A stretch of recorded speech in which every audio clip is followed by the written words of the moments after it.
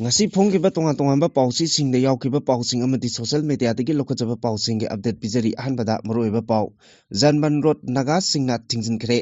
khoisawnaraba kuki singna Janman Road tingjinkibadagi militant nifu hena thajinkre haibagi thanaba message sing social media da viral oirakli kuki jo council da support tawba masing engalakli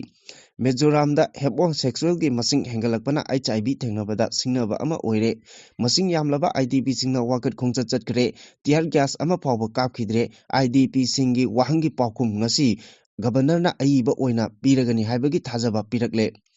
Huida Ramgi maming thongibagi wafamda mayak ama yauhodabana headmistress suspend tokre Sina citizenship law yengsingadori union government ta notice issue tokre Anal amadi anan khulel asi lai haktaktagi lairaktoba khul amani hairakli mit udraba mioising amuk hanna unaba injection puthokle Iranda khongjang changsilakpaching laksinaba honabada mioi kaya laikhidre Lengaka yanaba purakidre petrol pump sing makhatana thong lonbagi phibamda laire Saubagi asiba haksang post mortem tokre petrol pump da bomb langsinbagi thokdokta chenabani haiba KYKL gi mioi ama fare BJP na popular government sembagi mayon nung anigi marakta ha oirakli genocide ki case sathaba hauragani harakli India pumbagi oina pung kunmari natraga pung nifu nipalgi manungda potchai yohangadaba postal service ani haudokre New Delhi da amukta oikidiriba mawongda ka hena ingbagi awaba mayoknare Manipur yauna lairaba pankhaigi makhada leiba imungi mahiroisingda scholarship pigadori kangpokpida popi yanthatkre Tengnopaldagi yaba fare Hojik pausing amuk sandona pijari lengaka suspension of operation so kuyek pinariba KNFV ni haiba khulai matik chana paiba keder kuntra romna Kangpokpi district ki ireng naga village da waiting set yauna public property singda amang ata thokhanduna khulgi memorial stone da kuki len haina isilambagi wahodagi ireng road kuki singna German natraga tiger road hairaga khangnaba mafam asi naga singna thingjinkre KNFP gi khulai paiba singna khungi waiting set Saukuri amasung atai polam kaya amang ata thokhalambagi thohong adubu yaningdaba phongdoktuna lambi thingbagi khongjang adu changsinkhibani report amagi matung inna ngarang nungthil pung ama makairom taba matamda KNFP gi lusingba tiger na ireng village ki chairman da khul tumna mai thadokani amasung nongmai kapsingani haibana chingba wahising sijinaduna WhatsApp ta kihallakhi hairi Nagasingna kuki gi German road thingjinbadagi gari sing amata chalhan khidabadagi khoisauna raba kuki singna makoigi lanmi sing mafam adomda thajinkre haiduna thanaba message sing social media da leak oirakpaga loinana viral oiri thadau lon da thanaba message da sumna hairi ke bhigi geta arms nimfu hena thajinkre get hongdokre gari di thadri ngaikho moikisi mi usit mandre lanmi mayam leirasu Chenjinkre aikoina nagaga irangsi sagatningdabani adubu moina tawribasidi yamna khangba ware haina kuki masel asumna thanaba message sing leak oirakli Kuki Jo Council Manipur State Anova Popular Government ama sembagi mayokta lawkiba warep adubu sawgatpa organization gi masing nongma nongmagi hengalagli Kuki Jo Council Manipur da Anova Popular Government ama lingnaba BJP na Central lengakna honariba asida Kuki Jo Council gi MLA amadi Kuki Jo community gi miyosing amata saruk yaba yaroi haina lauduna lagliba asida Kuki Chief Association Tengnopal District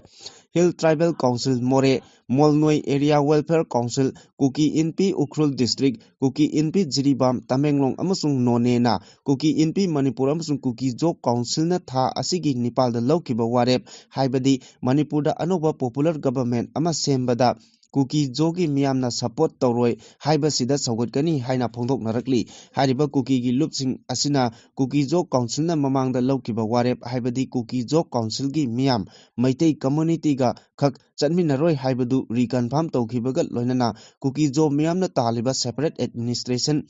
with legislature asi hojik leiriba political situation amasung security gi environment ama puraknaba khongthangni masi natana adai option sing Kuki Jo miyamna khak yaba ngamloi haina phongdokhiba laikre marang asina central authority singnasu Kuki Jo miyamgi sentiment asi khangbiduna makhoigi oiba Union of India gi constitution gi manungda separate administration sembiu haiduna dabi tawri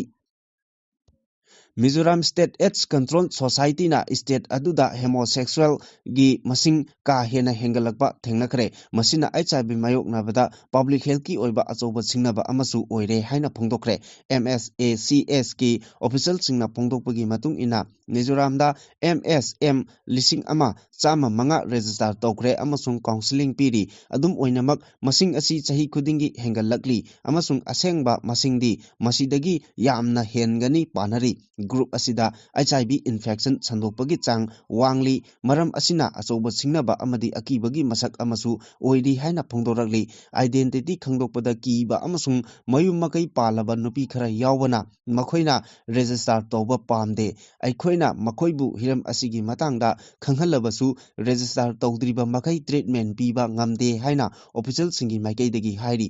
MSM asi Mizoram gi capital city oiriba Aizawl khakta natana state asigi khungang sinba thungna lei chahi gi official data gi matung ina 1994 dagi Mizoram da mioi lising kontra homdoi chatret marifumathoi HIV diagnose tokre kumja lising ani kunmanga gi April dagi November tha phawbada blood sample lakh ama lising nifumanga chamanga kunmanga test tobada anoba infection lising ohum chani yangkhai taret khangdokpa ngamkhi masina positive oibagi changasi chada 2.24 oiri sexual transmission na chada 70.04 oiduna HIV sandokpagi khwaidagi khongjel yangba oiri masigi manungda Syrian tobada chada 27 amasung mamadagi machada sandokpada chada 1.8 yaure lebak asigi health and family welfare minister Lalrin Puina phongdokhibada Mizoram da HIV prevention effecta lebak asigi ahom subada leiri state asida ART gi center 13 lei chahi asida mioi Lising tara nipan chani kuntrama thoina ART loduna hingli adubu mioi lising taret romdi HIV positive oire haiba masana khanglabasu ART hauzik phawba tawdana leiri haina phongdorakli Aikoi yumda halalu tha ama chupna numit khudingi pisin kiba memorandum singge pakhum piu haiba demand tawraduna masing yamlaba internal displaced person singna imphal da wagat khongchat chatkre khongchat aduda police na minungsigi mityeng da yengkhibaga loinana tiar kya sel ama phawba kapkhidre numidang wairam da kokomi amasung IDB singi mihut kangbu amana governor unabada makoina taliba pakhum sing adu ngasi phawbagi manungda ayiba cherol oina pigani haina thajaba pirakhre masiga loinana Manipurda buffer zone ama leite lengak amagi makhada punna leibani haina governor na mihut kangbu aduda sengdorakre Imphal West District ki lamboi khungnang khongda haukiba December amadagi kunthra phawba protest tawbaga loinana numit khudingi memorandum amamam Manipur gi governor da yawankhi tha ama chupna governor da hangkhiba wahang singi pakum adu ngasi phawba pidana lakhibani maduna maram oiraga kokomi amasung IDP sing punsillaga ngarangi governor da pakhum thogani haina mangjawnana lauthokhiba leikrabani IDP sing kangbu adu takhel lekai area da pullaba matungda mafam adudagi kaisampat tamna wakat khongchat adu lakhi wakat khongchat adu da kokomi ki thongmi sing amadi IDP sing na tongan ba play card sing paiki play card sing adu da pisin kiba memorandum kunthra gi pakhum piu wahangi pakhum pi daba yaroi nauna khunda leita ba haibasi aikoi gi phangpham thokpa hakni misang changba nate misang changal naiba yaroi governor na miyam gi pakhum pigadabani haibana chingmasing asi yaukhi tanja aduda Manipur gi governor su Delhi dagi Imphal da halakhi masing yamlaba IDB singna rally chatliba magai adugi wangmagi lambida sideline da governor na mahaki banglo tamna chatkhiba miyamna unakhi khongchat aduda kokomi gi kanbena khoraijam athobana paumi singda haikhi Manipur lengakna haukiba December thada chingkhong chingya da leiramba IDP sing masagi yumda hanjin hangani haiba thajaba piramkhibani makoina piramba thajabadu thabakta onthorakadra haiduna numit kunthani chupna lamboi khunang khongda ngairaga lakhibani adubu lengak amagi topom thokpa mathau adu tawrakhide pakhum su pirakhide maduna baram oiraga January 12 da memorandum thauba chatkani haina mangjawnana lauthokhiba leikhre lebak asigi democracy chatpani IDP singna taliba demand asi aikhoigi phangpham thokpa constitution na piba right adu tanbani yamlaba miyam adu wakat khongchat horakpadagi masing yamlaba police amasung Central Force singna ngak selaga puraki tongan ba kholau kaya marumsu lauki adungmakpu makoina Kaisangpat junction yaurakpadadi hanadagi hauna wanglaba barricade sing khaduna thatuna thamlambada lok bhavan gi gate tamna changba yahankhide adubu police na kokomi gi kanbena khoraijam athauba yauna miyoi manga amasung IDP gi miyoi taruk punna miyoi 13 Chief Secretary Punit Kumar Gawel ga unahanba yahankhi Class 4 की चाही तंगाई की examination दा English paper दा wahang ama sembada English की wahai दा you haibasi yahodabadagi Chhattisgarh की सरकारी primary school अमगी हेड मिस्ट्रेस पु सस्पेंड तौग्रे हरि पावसिन मखाताना इंग्लिश क्वेश्चन पेपर अदुगी वाहंग नंबर अमदा मोनगी हुई अदुगी ममिंग करी कौबगे हाइना हंखी वाहंग असिगी पाउकुम ओइना पीरिबा ऑप्शन मरी सिंह अदुगी मनुंगदा अमदी राम हाइना याउखी तसेंगबदी राम हाइरिबा वाहै असि रामू हाइगदबा यू हाइबा वाहै असि याहौदबदगी राम हाइना याउखिबनी इखिबनी एग्जाम अदु जनवरी की तांग अहुमदा पांगथोखिबनी थौदोक असि थोख्रबा मतुंगदा स्टेट लेंगांगना मियोय मंगाना साबा कमिटी अमा सेमदुना थौदोक अदुगी मतंगदा थिजिनबा हौखी अमसुंग कमिटी अदुना थांगजा नुमिता रिपोर्ट सबमिट तौखी रिपोर्ट अदुगी मतुंग इन्ना हेड मिस्ट्रेस अदु थबक्तगी सस्पेंड तौखिबनी बनबा याबदी यू हाइबा वाहै असि वाहंग सेमबा मतमदा याहौदबना हुई अमबु हिंदूगी लाइरिमबा ओइरिबा राम हाइरिबा मिंग असिदा ओंथोखी मसिना मरम ओइरगा बैसा Hindu Parishad अमसुंग बरचंगदालना अचौबा इरांग हौरखिबनी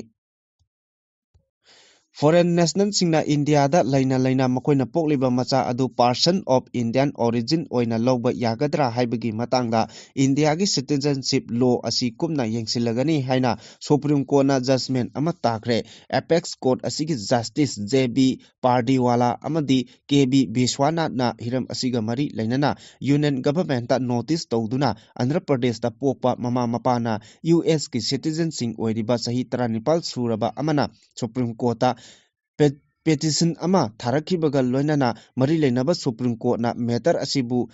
cognizance piduna khanaba aukibani hairi petitioner oiriba Rajita Francis Zakavir asi Andhra Pradesh ki 2016 ta mahaki American citizen oina India da overseas citizen of India card faiduna lairakibani hairi adubu petitioner asi India da pokpa maramna mahak asi India ki citizen oibagi hak leibra haina Supreme Court ta mahaki petition adu file tawrakhibani hairi mahaki petition adu da 2017 da mahak mapalda mahai tamnabagi damak Indian passport tanthoknaba honaki adubu mahaki passport tanbagi application adu kakthallaki maramdi mahak asi citizen act 1985 na konsinde haiduna mahaki passport adu pirekhidabani hairi masiga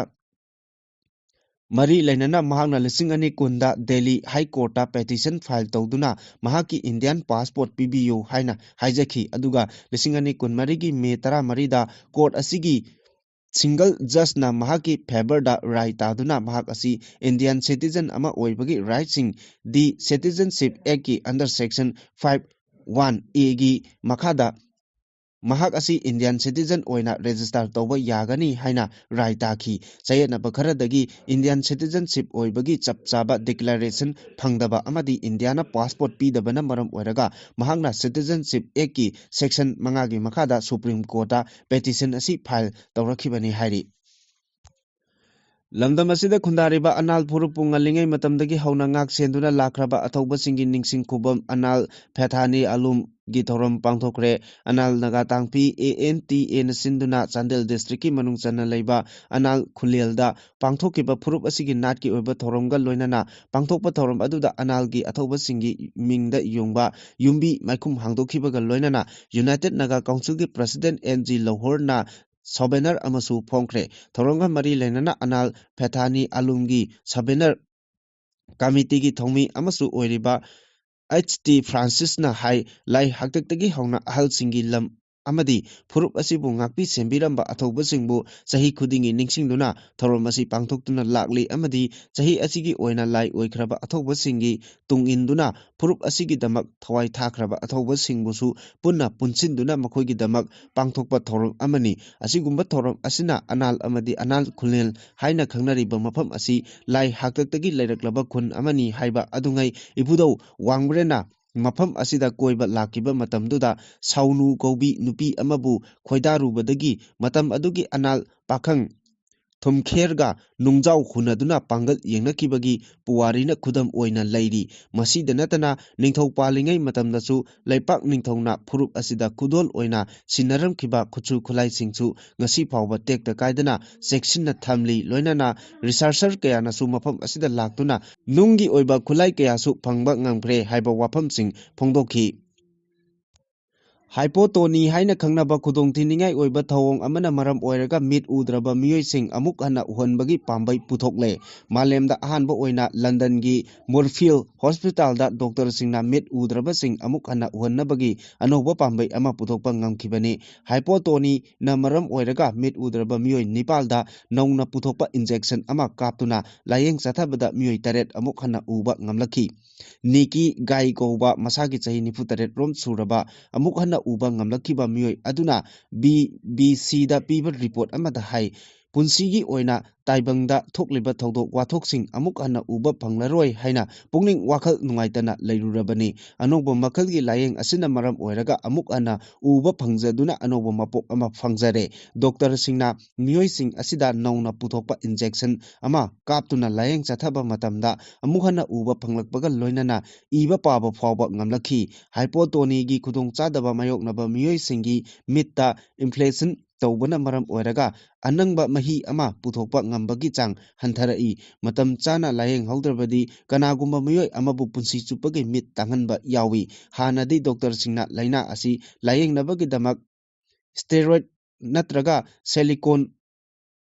ꯑꯣꯏꯅ ꯁꯤꯖꯤꯟꯅꯔꯝꯃꯤ, ꯑꯗꯨꯕꯨ ꯍꯥꯏꯔꯤꯕ ꯄꯣꯠꯂꯝꯁꯤꯡ ꯑꯁꯤ ꯃꯇꯝ ꯁꯥꯡꯅ ꯁꯤꯖꯤꯟꯅꯔꯕꯗꯤ ꯈꯨꯗꯣꯡꯊꯤꯅꯤꯡꯉꯥꯏ ꯑꯣꯏꯍꯜꯂꯛꯏ꯫ ꯃꯨꯔꯐꯤꯜꯗ ꯍꯣꯁꯄꯤꯇꯥꯜꯒꯤ ꯗꯣꯛꯇꯔꯁꯤꯡꯅ ꯑꯅꯧꯕ ꯄꯥꯝꯕꯩ ꯑꯃ ꯄꯨꯊꯣꯛꯇꯨꯅ ꯍꯥꯏꯗ꯭ꯔꯣꯛꯁꯤ ꯄ꯭ꯔꯣꯐꯥꯏꯜ ꯃꯦꯊꯥꯏꯁꯣꯂꯨꯂꯦꯖ ꯁꯤꯖꯤꯟꯅꯗꯨꯅ ꯆꯥꯡꯌꯦꯡ ꯇꯧꯕ ꯍꯧꯈꯤ꯫ ꯗꯣꯛꯇꯔꯁꯤꯡꯒꯤ ꯇꯤꯝ ꯑꯗꯨꯅ ꯑꯅꯧꯕ ꯃꯈꯜꯒꯤ ꯆꯥꯡꯌꯦꯡ ꯑꯣꯏꯅ ꯍꯥꯏꯔꯤꯕ ꯄꯣꯠꯂꯝ ꯑꯗꯨ ꯏꯟꯖꯦꯛꯁꯟ ꯑꯣꯏꯅ ꯀꯥꯞꯂꯒ ꯌꯦꯡꯕꯗ ꯅꯤꯀꯤ ꯌꯥꯎꯅ ꯃꯤꯑꯣꯏ ꯈꯔ ꯑꯃꯨꯛ ꯍꯟꯅ ꯎꯕ ꯉꯝꯂꯛꯈꯤꯕꯅꯤ꯫ ꯃꯥꯂꯦꯝꯒꯤ ꯇꯣꯉꯥꯟ ꯇꯣꯉꯥꯟꯕ ꯃꯐꯝꯗ ꯃꯤꯠ ꯎꯕ ꯉꯝꯗꯕ ꯃꯤꯑꯣꯏ ꯀꯌꯥꯃꯔꯨꯝ ꯍꯧꯖꯤꯛꯁꯨ ꯂꯩꯔꯤ꯫ ꯏꯟꯐ꯭ꯂꯦꯁꯟ, ꯑꯦꯛꯁꯤꯗꯦꯟ, ꯖꯦꯅꯦꯇꯤꯛ ꯀꯟꯗꯤꯁꯟ ꯑꯃꯗꯤ ꯑꯇꯩ ꯂꯥꯏꯅꯥ ꯈꯔꯅ ꯃꯔꯝ ꯑꯣꯏꯔꯒ ꯃꯤꯑꯣꯏ ꯀꯌꯥ ꯄꯨꯟꯁꯤꯒꯤ ꯃꯤꯠ ꯇꯥꯡꯍꯜꯂꯤ꯫ ꯃꯤꯠ ꯇꯥꯡꯕꯃꯛ ꯅꯠꯇ꯭ꯔꯒꯁꯨ ꯃꯌꯦꯛ ꯁꯦꯡꯅ ꯎꯕ ꯉꯝꯗꯕ ꯃꯤꯑꯣꯏ ꯀꯌꯥꯃꯔꯨꯝꯁꯨ ꯂꯩꯔꯤ꯫ ꯑꯅꯣꯛ, ꯀꯟꯇꯦꯛ ꯂꯦꯟꯁ, ꯑꯥꯏ ꯗ꯭ꯔꯣꯞ ꯑꯃꯗꯤ ꯑꯇꯩ ꯍꯤꯗꯥꯛ ꯂꯥꯡꯊꯛ ꯐꯅ ꯌꯥꯝꯅ ꯁꯤꯖꯤꯟꯅꯔꯕꯁꯨ ꯎꯕ ꯉꯝꯗꯕ ꯃꯤꯑꯣꯏ ꯀꯌꯥꯃꯔꯨꯝꯁꯨ ꯂꯩꯔꯤ꯫ ꯃꯃꯥ ꯄꯣꯛꯅꯨꯡꯗꯒꯤ ꯃꯤꯠ ꯇꯥꯡꯂꯛꯄ ꯅꯠꯇ꯭ꯔꯒꯁꯨ ꯈꯥꯡꯎꯊꯛꯇ ꯑꯦꯛꯁꯤꯗꯦꯟ ꯊꯣꯛꯄ ꯅꯠꯇ꯭ꯔꯒ ꯈꯨꯗꯣꯡꯊꯤꯅꯤꯡꯉꯥꯏ ꯑꯣꯏꯕ ꯀꯦꯃꯤꯀꯦꯜ ꯆꯣꯡꯁꯤꯟꯈꯤꯕꯗꯒꯤ ꯃꯤꯑꯣꯏ ꯀꯌꯥꯃꯔꯨꯝ ꯃꯤꯠ ꯇꯥꯡꯕ ꯌꯥꯎꯅꯔꯤ꯫ ꯇꯣꯉꯥꯟ ꯇꯣꯉꯥꯟꯕ ꯂꯥꯏꯅꯥ ꯀꯌꯥꯃꯔꯨꯝꯅꯁꯨ ꯎꯕ ꯉꯝꯕꯒꯤ ꯆꯥꯡ ꯍꯟꯊꯍꯜꯂꯛꯇꯨꯅ ꯃꯤꯠ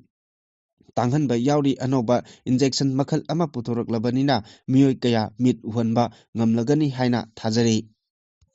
ꯏꯔꯥꯟꯗ ꯈꯣꯡꯖꯪ ꯆꯪꯁꯤꯜꯂꯛꯄꯁꯤꯡ ꯂꯥꯛꯁꯤꯟꯅꯕ ꯍꯣꯠꯅꯕꯗ ꯃꯤꯑꯣꯏ ꯆꯥ ꯀꯌꯥ ꯁꯤꯔꯦ ꯍꯥꯏꯅ BBC ꯔꯤꯄꯣꯔꯠ ꯑꯃꯅ ꯍꯥꯏꯔꯤ꯫ ꯔꯤꯄꯣꯔꯠ ꯑꯁꯤꯅ ꯃꯈꯥ ꯇꯥꯅ ꯁꯦꯀ꯭ꯌꯨꯔꯤꯇꯤ ꯄꯔꯁꯣꯅꯦꯜꯁꯤꯡꯅ ꯈꯣꯡꯖꯪ ꯆꯪꯁꯤꯜꯂꯛꯄ ꯃꯤꯑꯣꯏꯁꯤꯡꯗ ꯅꯣꯡꯃꯩ ꯔꯥꯎꯟ ꯀꯌꯥ ꯀꯥꯞꯈꯤ꯫ ꯀꯦꯄꯤꯇꯦꯜ ꯁꯤꯇꯤ ꯇꯦꯍꯔꯥꯟꯗ ꯍꯧꯖꯤꯛ ꯍꯧꯖꯤꯛ ꯂꯥꯟꯒ ꯃꯥꯟꯅꯕ ꯐꯤꯚꯝ ꯑꯃ ꯑꯣꯏꯔꯤ꯫ ꯇꯦꯍꯔꯥꯟꯒꯤ ꯃꯣꯛ ꯑꯃꯗꯒꯤ ꯃꯅꯥꯛꯇ ꯑꯁꯤꯕ ꯍꯛꯆꯥꯡ 130 ꯇ꯭ꯔꯛꯇ ꯍꯥꯞꯂꯒ ꯍꯣꯟꯗꯣꯛꯈꯤꯕ ꯎꯕ ꯐꯪꯉꯤ ꯍꯥꯏꯅ ꯔꯤꯄꯣꯔꯠ ꯑꯁꯤꯅ ꯃꯈꯥ ꯇꯥꯔꯤ꯫ ꯌꯨꯅꯥꯏꯇꯦꯗ ꯁ꯭ꯇꯦꯠꯁꯇ ꯂꯩꯕ ꯍ꯭ꯌꯨꯃꯦꯟ ꯔꯥꯏꯠ ꯑꯦꯛꯇꯤꯕꯤꯁ꯭ꯇꯁꯤꯡꯅ ꯍꯧꯖꯤꯛ ꯐꯥꯎꯕꯗ ꯄ꯭ꯔꯣꯇꯦꯁ꯭ꯇꯔ 135 ꯑꯃꯁꯨꯡ ꯁꯦꯀ꯭ꯌꯨꯔꯤꯇꯤ ꯄꯔꯁꯣꯅꯦꯜ 34 ꯁꯤꯔꯦ ꯍꯥꯏꯅ ꯀꯟꯐꯥꯔꯝ ꯇꯧꯈ꯭ꯔꯦ꯫ ꯂꯩꯕꯥꯛꯀꯤ ꯃꯐꯝ ꯁꯤꯟꯕ ꯊꯨꯡꯅ ꯑꯀꯟꯕ ꯃꯑꯣꯡꯗ ꯏꯔꯥꯡ ꯍꯧꯔꯛꯈꯤꯕꯒ ꯂꯣꯏꯅꯅ ꯃꯤꯑꯣꯏ 10,000 ꯔꯣꯝ ꯍꯦꯟꯅ ꯐꯥꯖꯤꯟꯈ꯭ꯔꯦ꯫ ꯏꯔꯥꯟꯗ ꯄ꯭ꯔꯣꯇꯦꯁ꯭ꯇꯔꯁꯤꯡ ꯍꯥꯠꯄꯒꯤ ꯊꯧꯑꯣꯡ ꯑꯁꯤꯕꯨ ꯌꯥꯅꯤꯡꯗꯕ ꯐꯣꯡꯗꯣꯛꯂꯗꯨꯅ ꯌꯨꯑꯦꯁꯀꯤ ꯃꯥꯏꯀꯩꯗꯒꯤ ꯑꯀꯟꯕ ꯃꯤꯠꯌꯦꯡ ꯆꯪꯂꯒꯅꯤ ꯍꯥꯏꯅ ꯂꯥꯎꯊꯣꯛꯈ꯭ꯔꯦ꯫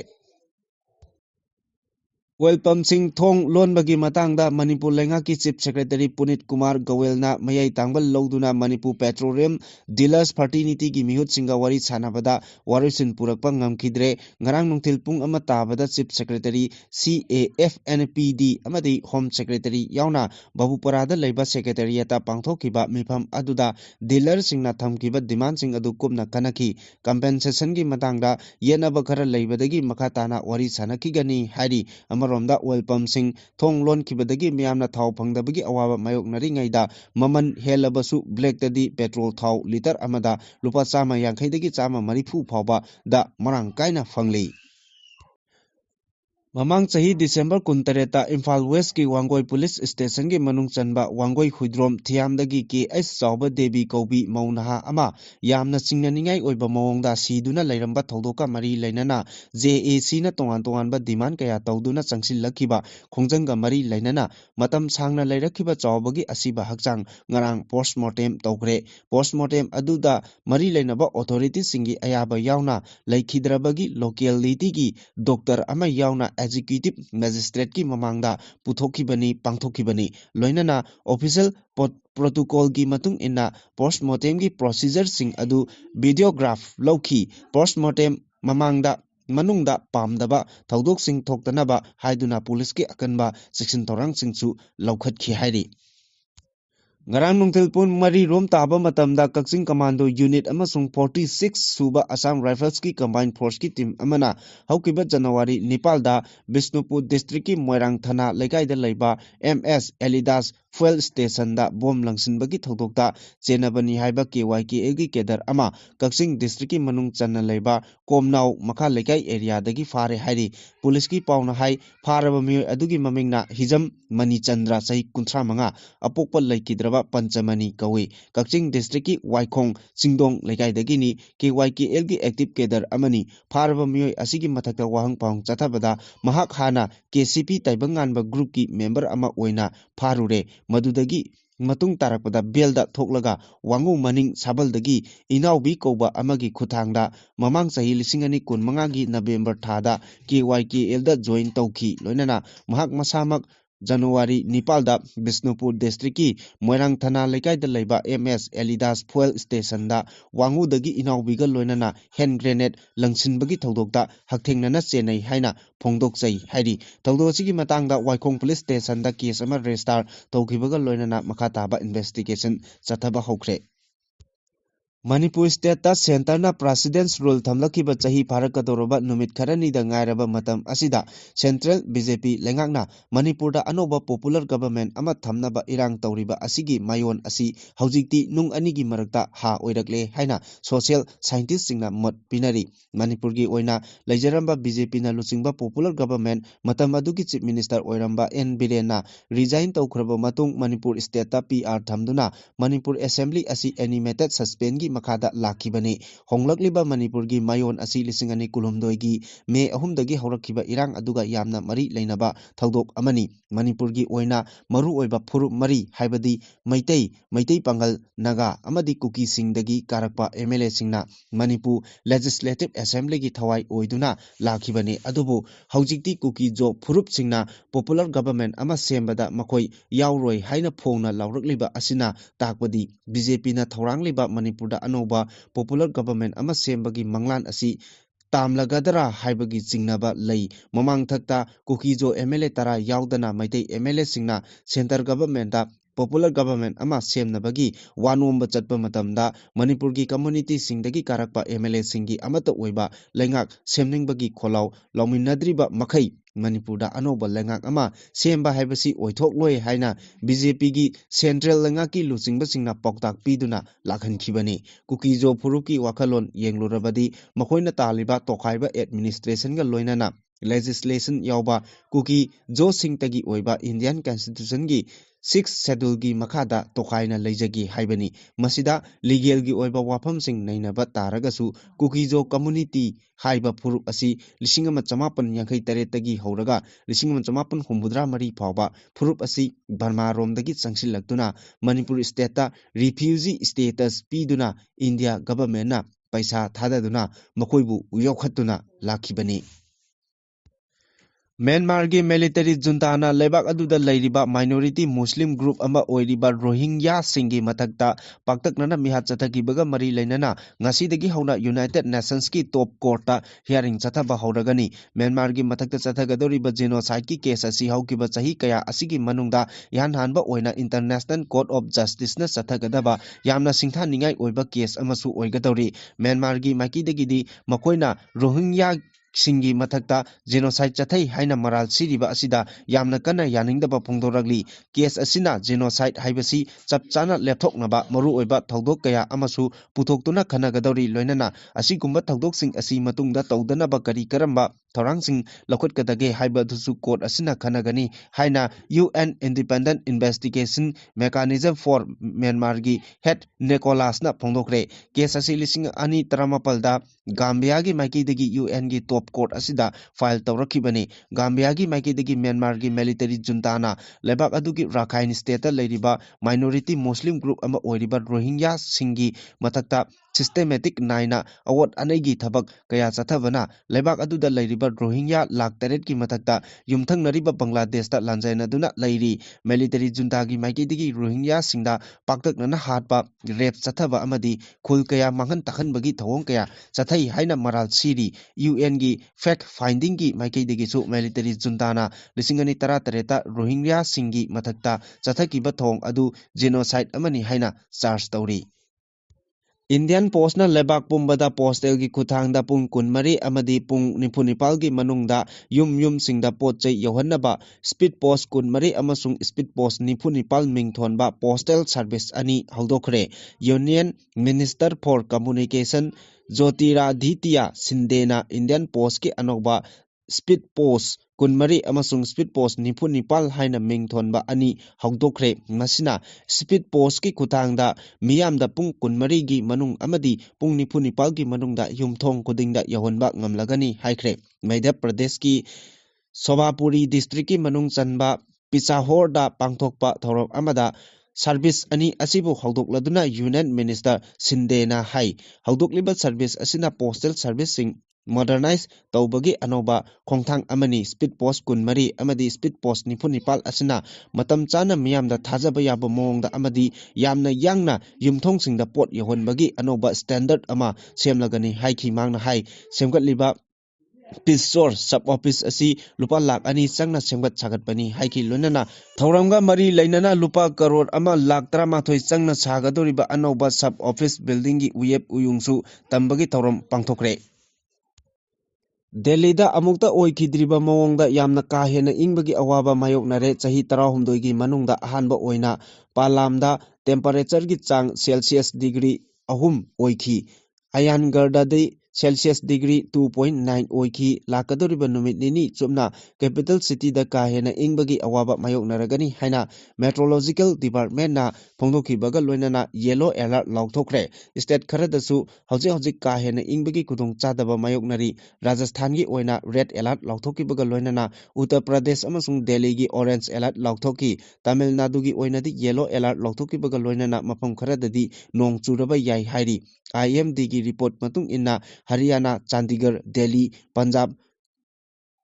Saurashtra, Kutch amadi Uttarakhand gi mafam kharada cold wave thoktuna miyamda chawna kudong chadaba mayokna halagani Delhi gi oinadi ka hena ingbagi mathakta nungsit motpagi kudong chadaba amasu mayoknari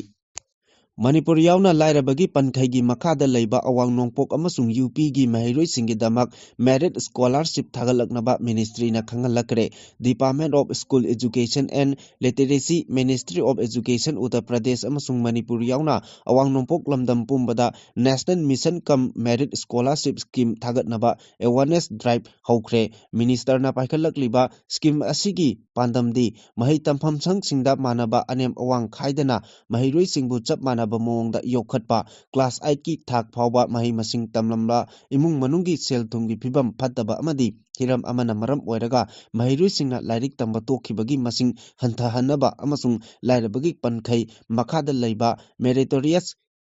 mahairoi singbu selgi thumgi mateng piduna higher secondary gi thak phawba mahi masing makhatana ahenbada tamhanbada mateng pangnaba khongthang asi lokalakpani hairi